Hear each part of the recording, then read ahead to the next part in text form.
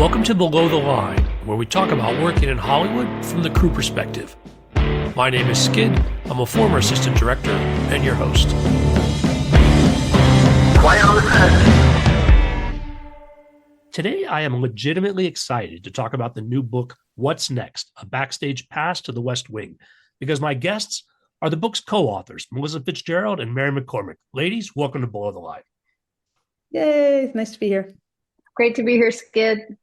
Nice to have you both. A quick warning for non-wingnut listeners. Today's conversation may contain spoilers for one or more of the West Wing's 155 episodes, which aired over the course of 7 seasons between 1999 and 2006. I think we're well beyond the spoiler statute of limitations for this show, but consider yourself respectfully warned. In that same spirit, for listeners who might not be familiar with the show, Melissa, you played press secretary assistant Carol Fitzpatrick for all 7 seasons. Correct. Although I didn't start as Carol Fitzpatrick. I started as staffer number something. And that's a story we want to go back to. It evolved. And Mary, you played Deputy National Security Advisor Kate Harper for seasons 5 through 7. That's right. Guilty.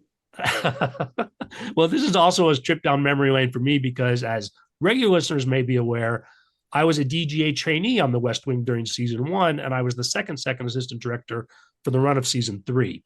As I mentioned earlier, this is something I've really been looking forward to. Talk to me to start about what you've both been up to since the West Wing in 2006 and why the West Wing family is still so important to both of you.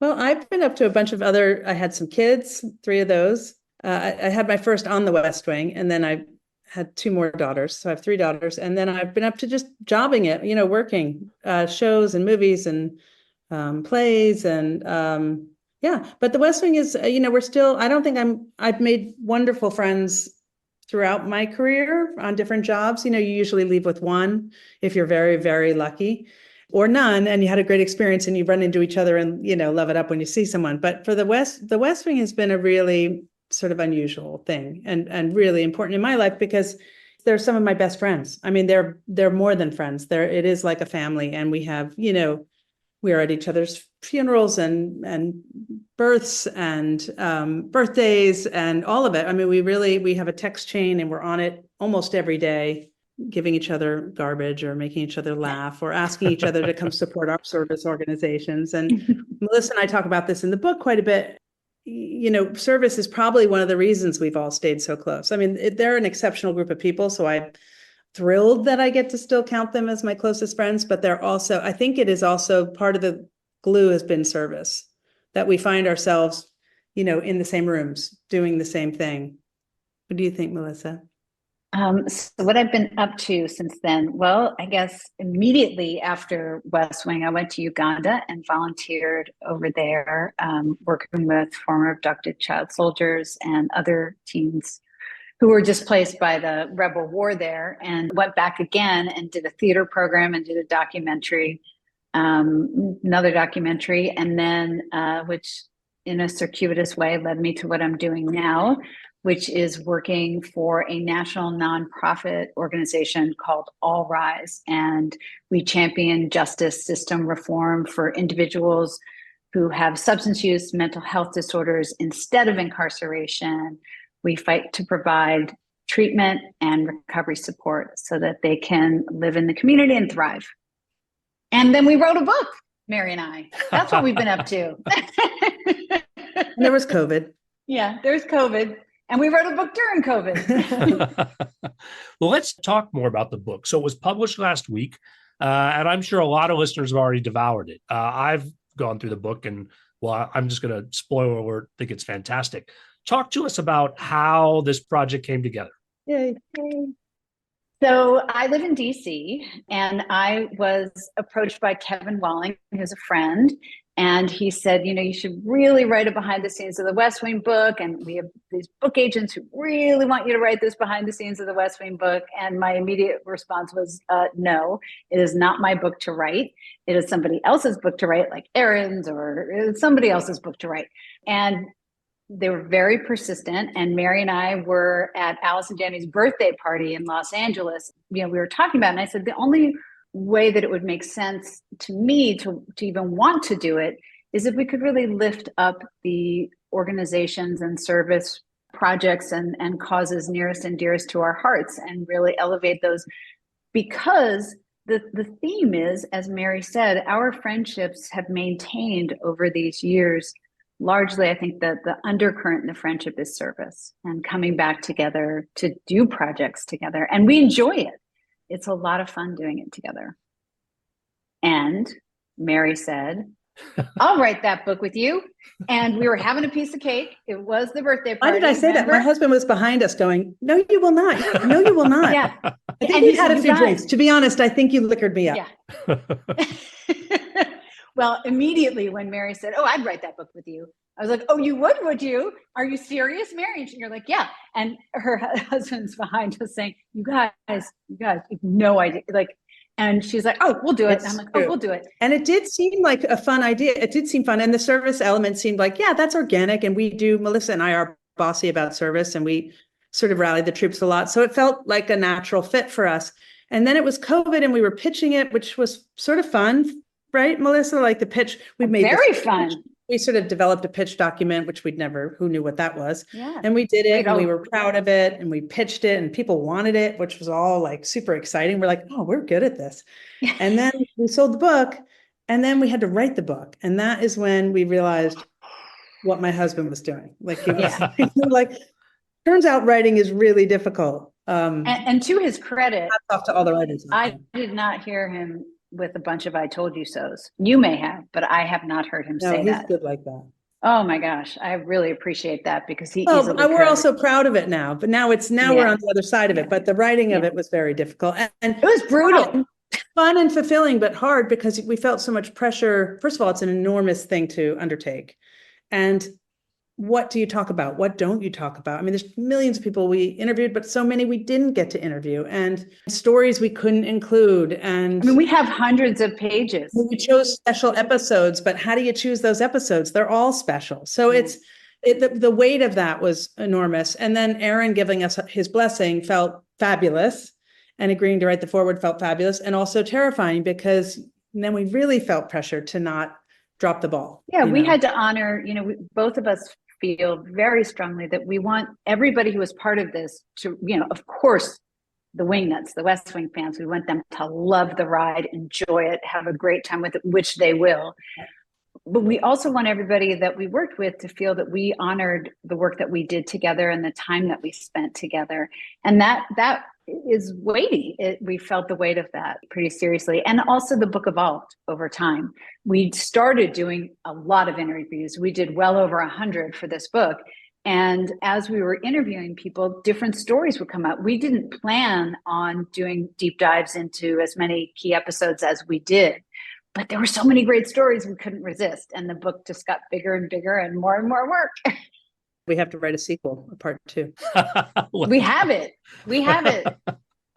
One of the things that impressed me the most, and you talked about the interviews, that not only do you have interviews with all the key cast and behind the scenes and the story about how they became these characters, but there's a lot of interviews with crew as well, which of course is a focus of this show, and also the background artists. I recognized a lot of names of the folks you talked to, and it really did feel like you were collecting information of what was a family experience, not just above the line, but up and down the cast and crew on this show. It was important. That's the heart of the show and the heart of the book. I mean, that is 100%. That was never not going to happen. That was always going to happen. On any show, as you know, Skid, it's like the crew sees more than the actors see even. I mean, if you want to know the real skinny on a show, you talk to the crew. But for us, it meant even more because the crew on the West Wing, I mean, I've been on a lot of shows now. I'm 1,000 years old, and it was different there. I mean, the crew and the cast were one.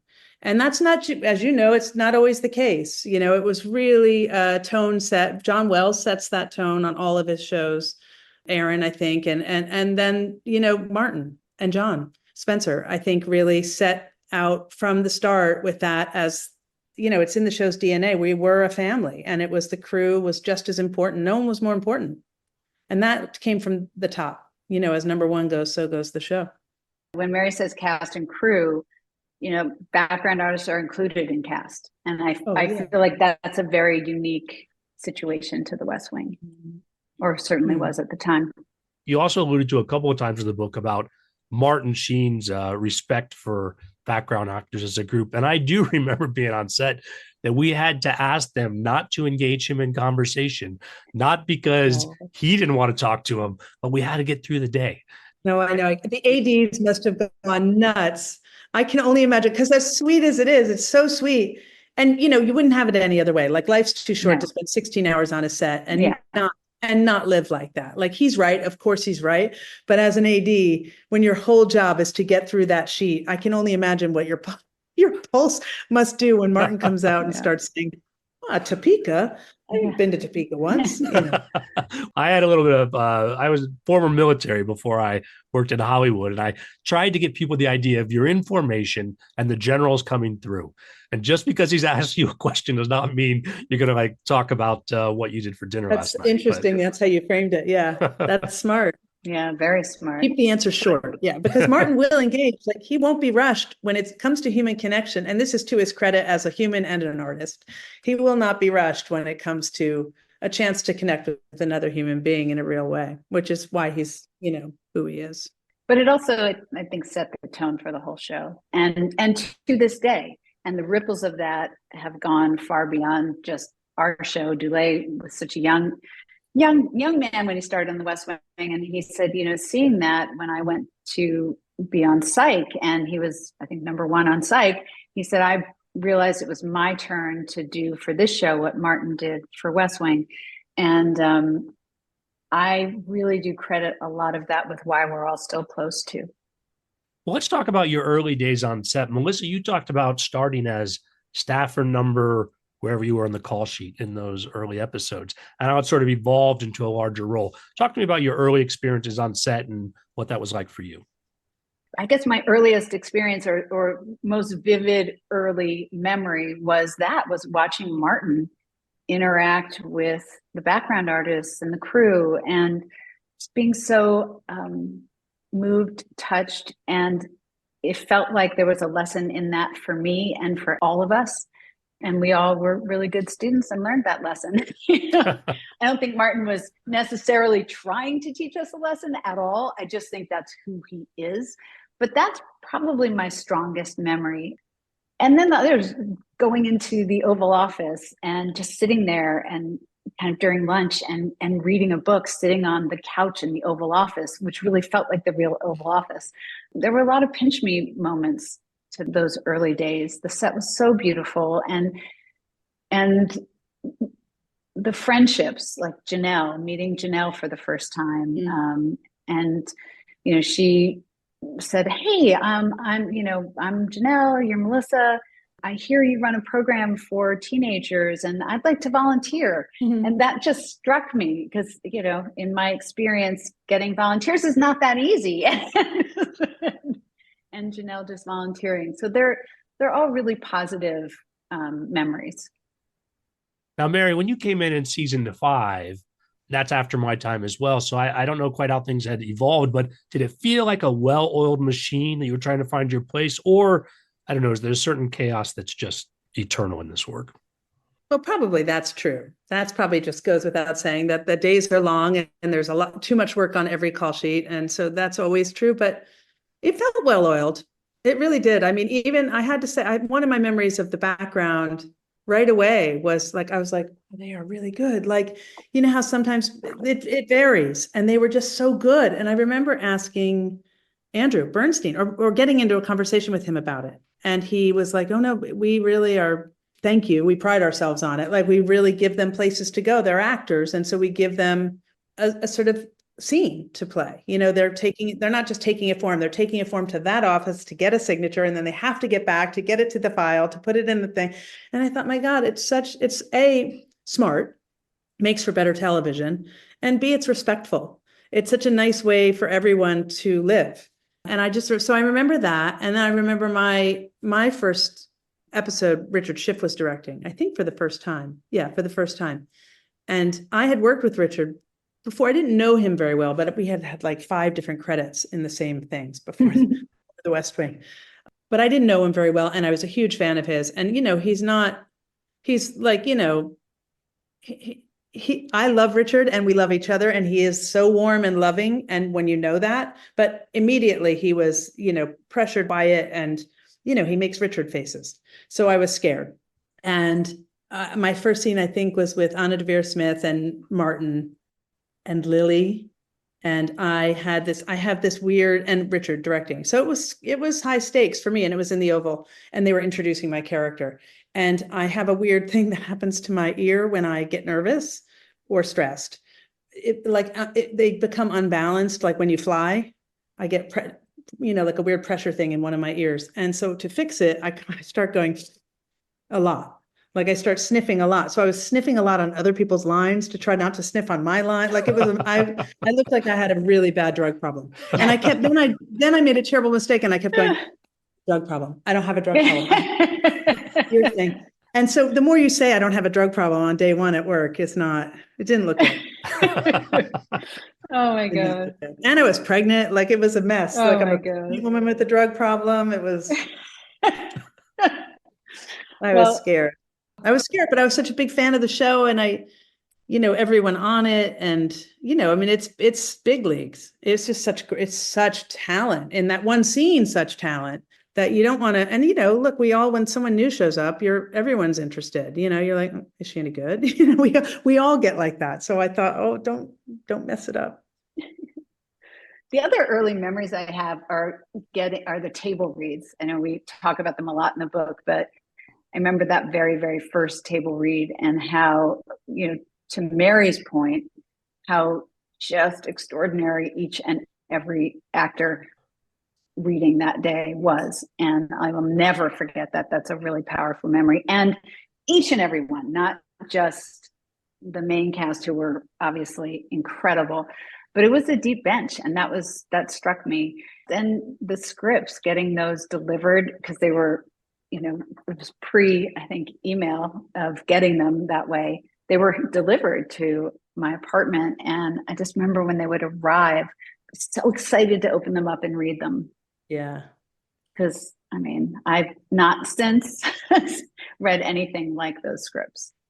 In talking about the course of the show over 7 seasons, you remind me of an aspect of the book that I thought was a really nice way to organize it. And that is, you talk about the Sorkin, Schlamme, Wells era, when Aaron Sorkin and Tommy Schlamme were part of the show, and then the John Wells era after Aaron and Tommy had left. And I'm curious, from an execution perspective, if there was sort of an evolution on how things got done on set, Melissa, that you could speak to, or that maybe how your experience might have been different from Mary's under these two regimes. Through our interviews, even more than my own personal experience, I think it probably impacted the writing staff the most. Wouldn't you say that, Mary? From the interviews, the sense I get is that it was a different experience, of course. Yeah. Aaron would say that, John Wells would say that, they would say it at the same table, Very different styles. And I think, you can't argue with the results of either, but I think Deb Kahn said to us, I started working under Dionysus, and then I worked for Apollo. Different, but great. I remember as an AD third season that sometimes we would start an episode where we didn't have the whole script yet. Yeah. And that could be an awkward planning challenge to kind of figure out how that would come together, but it always did. Like that was the pieces always came together. Yeah. Aaron is so talented. And you got Aaron. And at the end of that, you got anyone other than Aaron, the material would have suffered, right? But because it is impossible to write 22 episodes of a show in one season, it should not be done. It's not done anymore, right? For a reason, because shows suffered. So only Aaron could have pulled that off at that level of quality. And even then he was like, enough's enough, it's not sustainable. It is incredible that he was able to sustain that for 4 seasons. 100%. Think about that. 100%. And the scripts were, they were plays, they were films, they were so beautiful. It was like a film, yeah. Yeah. And he was doing Sports Night. He was doing, you add in that he was also writing Sports Night that first season of The West Wing. I don't know how any human could do that. I don't. Well, you guys also talk about that in more detail in the book, and so I won't spoil that by going deeper. But when you bring up first season, it did remind me of something you mentioned sort of in passing originally we were on 2 stages. And so those walk and talks had to hit a big pair of double doors and then pick it up, if not the same day, then like the next day or even later, when we would have to go to the other side. Now, the walk and talks are challenging enough as they are. Right. But that struck me as like, So funny. at first he was like, well, we're not really sure what's coming together until Warner Brothers had really invested in that larger space Yeah. on stage Yeah. 23. The walk and talks in general, tell me more about, and again, this also ties into our background. They were a huge part of making those scenes work. Yeah. Yeah, their crosses were balletic. But yeah, Tommy Salami talked a lot about the development of that sort of visual vocabulary for the show when we interviewed him, which I found fascinating because I wasn't around for all that. He said he visited the White House. Melissa, correct me if I'm misremembering stuff because I do. But he visited the White House, years before. And something that struck him was the sort of movement and motion in the White House and how it never ended. Like someone would walk by and hand something off and pick something up and go over there and talk. And it just never really settled down. Like it was never done. And he wanted that energy in this show. And so that was when he sort of came up with the idea to take the opening sequence in the show, which was a bunch of little scenes, scripted as a bunch of tiny scenes, and to sort of join them in one massive John Spencer glorious walk and talk, which is what opens the pilot.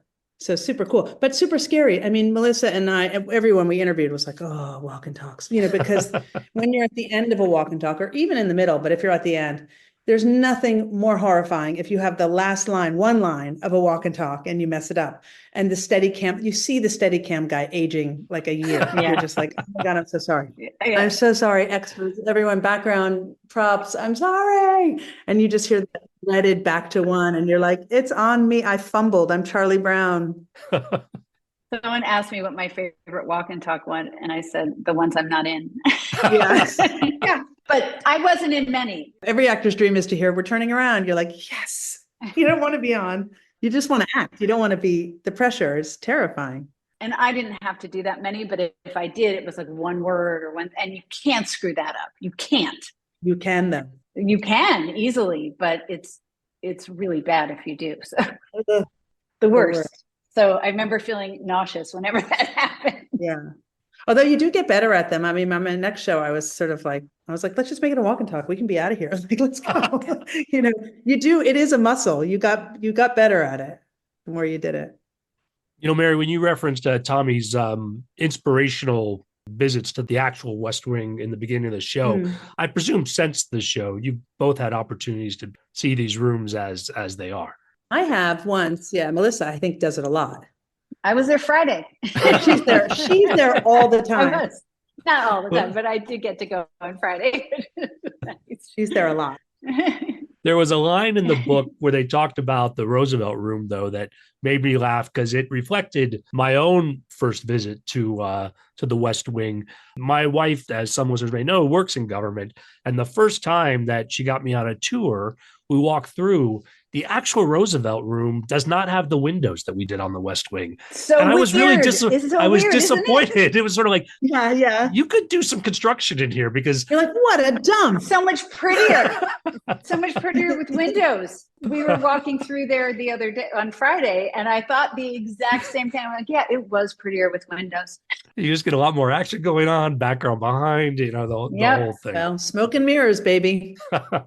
It's interesting to come back to the walk and talks because it also reminds me, again, it ties into those background stories as well. There was a lot of prep with the background that went in. When I was the trainee, tons. The trainee's job was to prep the background off the scenes on the other stage or, in the corner to get folks ready. Like that was their full-time job. And then as second, and a lot of shows do it differently, but I was a full-time on set second, working with those backgrounds so that they knew where to be and where to cross. And we would run practice after practice so that we didn't want to be the ones to screw up. I mean, we had suicide crosses as well, where you're trying to cross between the actors and the camera at just the right timing. Like horrible, so stressful.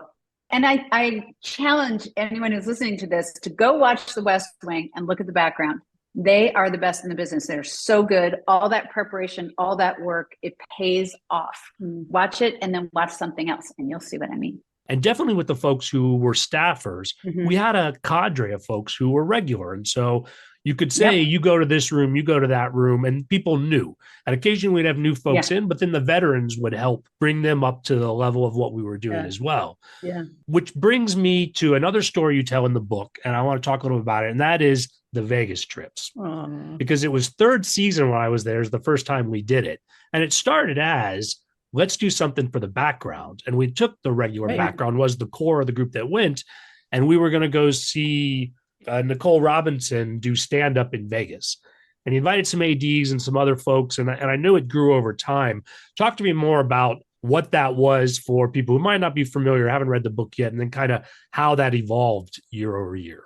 Well, neither of us ever went on the Vegas trip. So we are sharing from our stories from other people, but it turned out to be just a really fun thing that everyone looked forward to and loved being part of. That Martin treated everybody, got buses and hotel rooms and got tickets to shows, and they all went together. I think it grew beyond one bus, maybe to two buses, 2 buses, right? There were 2 buses. buses. Yeah, there were 2. And so there were 2 buses, and Martin would also give people tickets, and they would gamble on the way up, and there were real prizes, like television good ones, sets and really good prizes. And then on the way back, same thing. So Martin wanted everybody to have sort of walk around money and also have prizes. So it was real. I think that just speaks to the family feeling of the show once again, and also Martin and keeping that family together. And I know that so many of the people that we talk to, that is something that stands out for them, that trip. Yeah, no one does. Martin, he must have given out $10,000. He funded the whole thing. He funded the whole thing. He funded the hotel rooms. He funded the buses. It's insane. He did everything. Yeah. It was Martin. And he worked with Lenore. Lenore. Yeah, who's passed, but sweet Lenore. Yeah, she was like the den mother, and he worked closest with her, I think, on sort of coordinating all of the details around the trip. I remember on that first trip on the way home, Martin standing up and saying, next year we're going to play bingo both directions. Like that first year on their way home, it was, well, there were plenty of tired, quiet people. I'm not sure that a bingo would have gone over as well, but that's, I remember him standing up to say that. So tell me some stories about your time on set, whether they're from the book or maybe things that didn't make the book. I mean, I had my first year on set was very, this is in the book, I think, mostly, although I don't know how much is it. Yeah. I've lost track, actually, now. Yeah, because we had so much and we cut so much, and But I was pregnant. I showed up pregnant, and I found out I was pregnant after John Wells had asked me to do the show. And I thought, oh God, I've said yes. And now we're negotiating and, figuring out the deal. And I haven't told my mom I'm even pregnant. And so I thought, oh, well, I'm John Wells. I didn't want to show up pregnant. And I didn't want to feel like I tricked him, or I don't know. So I told him, then I told my mom, but I told him, and he was like, oh, don't be silly. We don't care. And I said, well, you can hide it or you can write it in. I don't mind. And he said, no, we'll hide it. We hide them all the time. We're a family show. And so they hid it. I mean, they didn't hide it well because I'm Irish. So my face was like, you'll see through season 5, I'll show up and I'm like this. And then by the end, I was like, well, actually I had her. By the end, I was nursing her on set. I came back to work 6 days after she was born for reasons that we talk about in the book. There's a story in the book that for whatever reasons, I showed up with a 6-day-old Margaret and started working. But it was, she was brand new and I was still a mess and nursing her nonstop. And I remember there were times where they would say cut and I'd be like, why? And immediately you look to Scripty to find out, what I mess up? Did I drop a word? Did I mess up a prop? I was like, no, I got it. What'd I do? And then, they would go, costumes, wardrobe, we should maybe, and I'd look, and I had like 2 massive milk rings on my breast. So then I would just act, there would be like a rack of shirts, just yay for costumes. Yes. I don't have time to go back to my trailer. It's just going to happen in 20 minutes again. Anyway. Just give me another shirt. It was fun. But what a fun time in my life. I mean, I will have those memories forever and ever. It's like the sweetest, job, sweetest baby, sweetest group of friends. It does not get better than that for anyone. I'm the luckiest. And now she's 19. In college. Wow. Time does fly. Melissa, any highlight memories for you of time on set or stories? feel like I've shared so many of them, but there's one that Holly Strickland shares about the $5 Fridays, and like those were really fun to participate in. And everybody, you participated, didn't you, Skid, in those where everybody gives $5 and you put it in the till, and then somebody gets the whole thing at the end. Yep. And when Holly was going on a really big trip, and she didn't have quite enough money to have the full experience of the trip, and she got the $5 Friday to take on her trip, and she got to extend her trip. So I love that story and those memories. Those are probably my favorite ones. And then I remember there was one night, I don't know, many nights, but really sitting in Allison's trailer, and I think about this a lot. Like, we really got to spend a lot of time together, all of us, and they were pre-cell phone, pre-social media. And I wonder how that impacts people on sets now. Are you able to hang out without sort of going to your phone every 2 seconds? You're not. Yeah. It's totally different. And I loved that. And I loved Friday nights too, because it was, it was late at night, but it was fun because we were all together. Mm. Well, the book is chock full of great stories, and we've barely scratched the surface on it. The other thing, though, I want to draw attention to is, again, a theme that really impressed me, and that is this idea of honoring service and how you've integrated these stories throughout the book. Tell me about that coming together and what your thoughts were.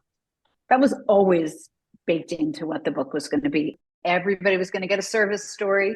Everyone was going to get the opportunity to lift up the issues and causes that they cared about. That was critically important to Mary and me throughout the making of this. Now, figuring out how to do it structurally with the book was challenging.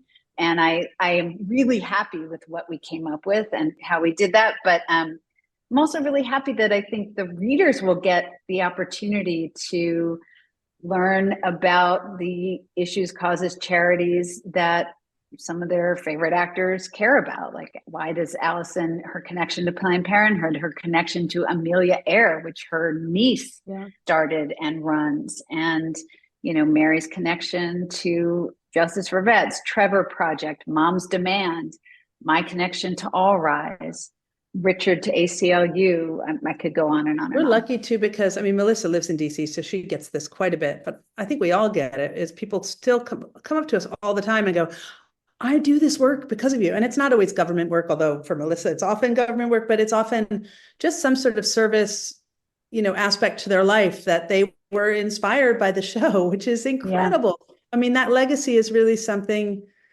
special. And we're so lucky, actors and sport athletes, anyone, who has a light on them, is lucky that they get to sort of affect even more change when they, commit to service, right? So it feels like a privilege that shouldn't be wasted.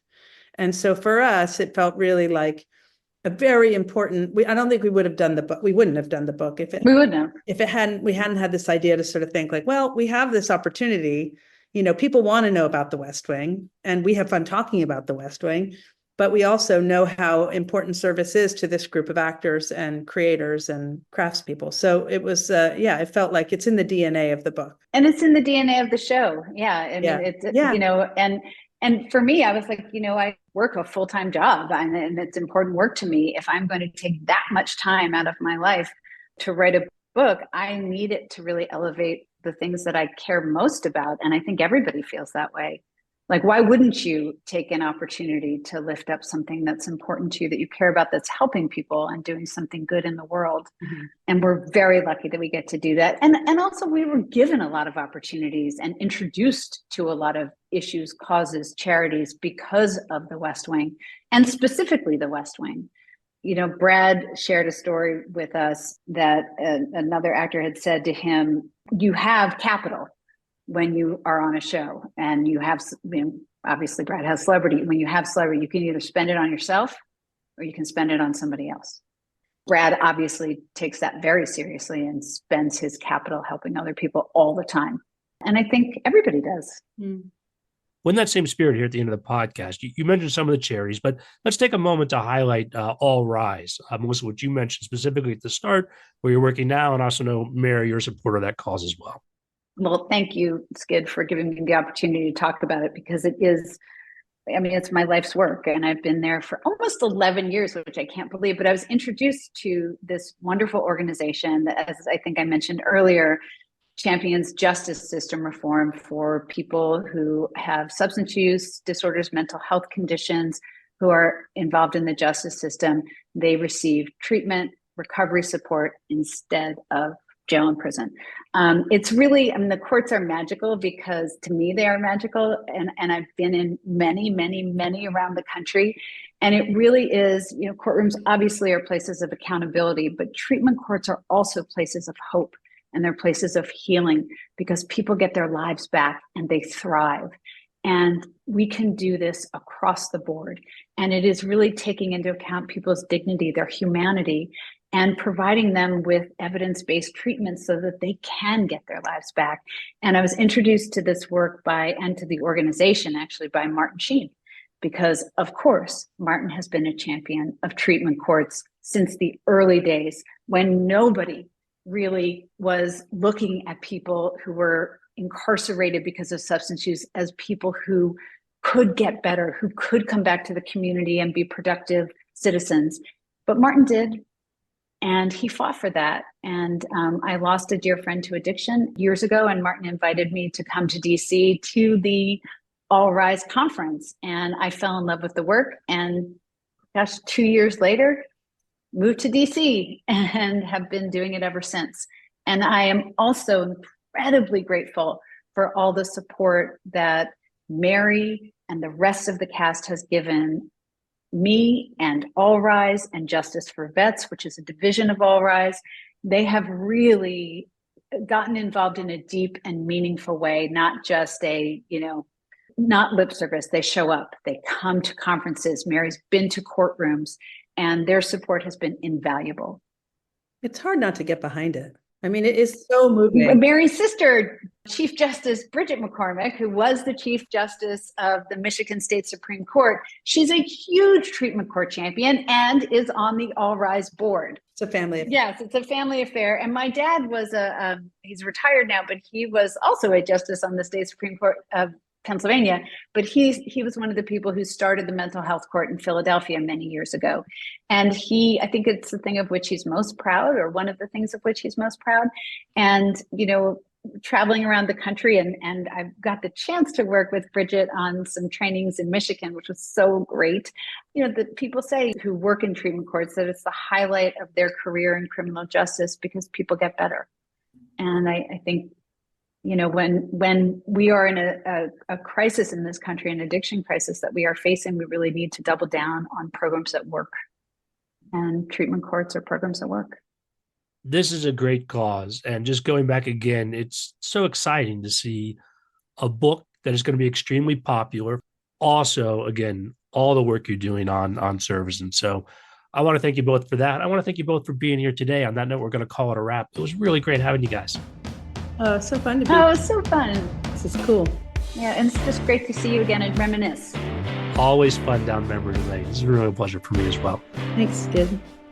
Listeners, I always appreciate your feedback. You'll find my contact info on our website, belowtheline.biz. That's B-I-Z. You'll also find past episodes and links to all of our social media, so check it out. One last plug. You're not going to have any trouble finding the book, but that's What's Next, the Backstage Pass to the West Wing, wherever books are sold. Closing credits, thanks to Curtis Five for our music, John Wan for our logo, and to all our listeners, I appreciate you. The Below the Line logo is available on t-shirts, mugs, and stickers at redbubble.com. Please rate us wherever you get your podcasts and tell your friends. I think we got an episode lined up for next week. If that doesn't come together, we might take 2 weeks off, come back after the holiday. Either way, thanks again from Below the Line.